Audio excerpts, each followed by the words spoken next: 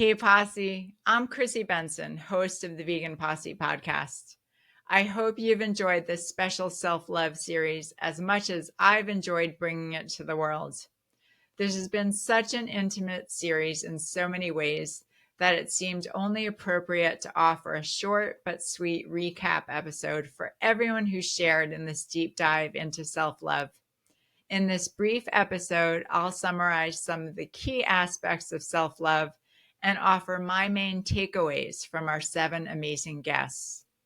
So to recap, self-love is an attitude and a practice, not a feeling or state of mind.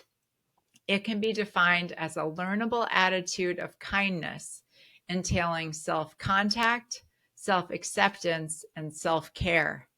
I uncovered an additional component, self-respect, which derives from living in accordance with moral values.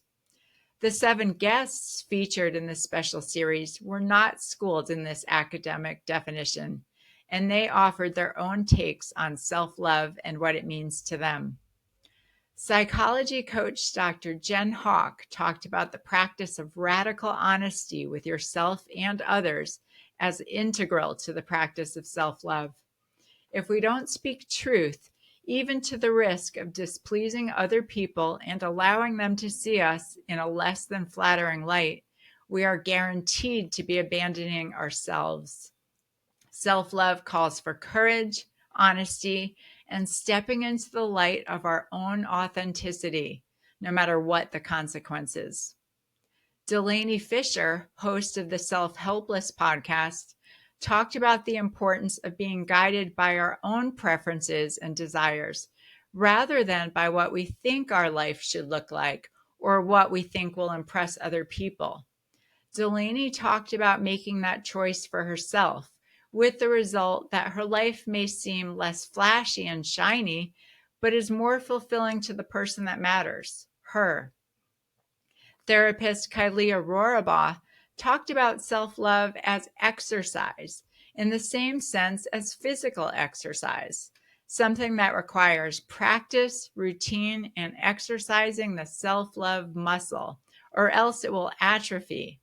Self-love is not an emotional state or level that we attain and never have to work at again. It's dynamic and requires flexibility, diligence, and effort. Psychologist Claire Mann talked about self-love from an existential perspective, emphasizing that we're not objects to be fixed, we're human beings. And there's absolutely nothing healthy about normalizing ourselves to an unhealthy world. For that reason, we need to abandon the myth of normal and stop abandoning ourselves. Psychologist Doug Lisle talked about self-love from his trademark skeptical evolutionary psychology perspective. He describes self-love as the process of getting out of what he calls the ego trap, a vicious cycle that occurs when we're reluctant to try new things because we fear that if we fail, we'll lose more status than we stand to gain by succeeding. The ego trap results in procrastination, sloth, and self-sabotage, and gravely damages our sense of self-worth. Self-love, on the other hand, entails trying our best, giving things our all, and fully investing in the process, while at the same time assuring ourselves that whatever the outcome, we are okay as we are. Even if we don't succeed, we're good enough, and maybe we can do better next time. Our final 2 guests, journalist Derek Brose and author Dr. Will Tuttle, got deeper still with the concept of self-love. These conversations provided me personally with a great deal of food for thought. Derek Brose emphasized the power of meditation and prayer in accessing self-love. Dr. Will Tuttle, who's a former Zen monk, posed the question, when we talk about self-love, who is this self that we're loving? And who is it that's doing the loving? For me, when we talk about self-love, we're actually talking about 2 different selves. First, there's our existential consciousness, our spirit, our observer self who notices our thoughts, who notices the sensations in our body and the emotions and pain and pleasure that we all experience. And then there's our human incarnate self with a body and mind and personality.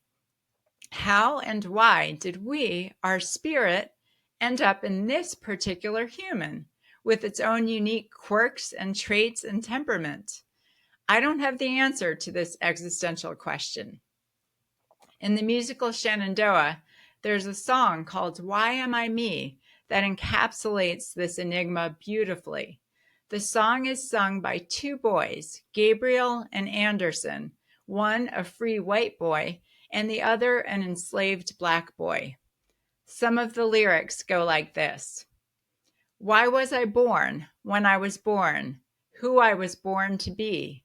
Why was I given the body I'm living in?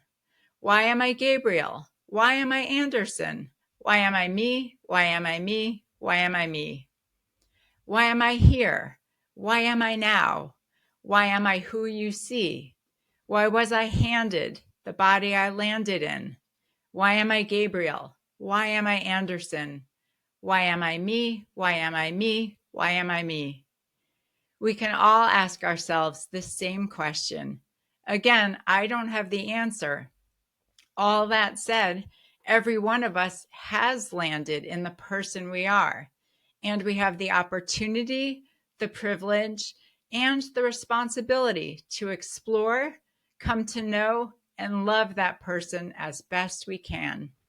And for this reason, I am proposing a self-love revolution, a revolution of love that isn't passive but proactive and empowers every one of us to take the most important matter of all, love, into our own hands and to live in love every moment of every day.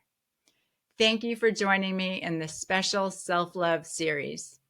Please reach out to me through my website, ChristineMelanieBenson.com, to share your own self-love story. In the meantime, go forth in love and see you next week on the Vegan Posse.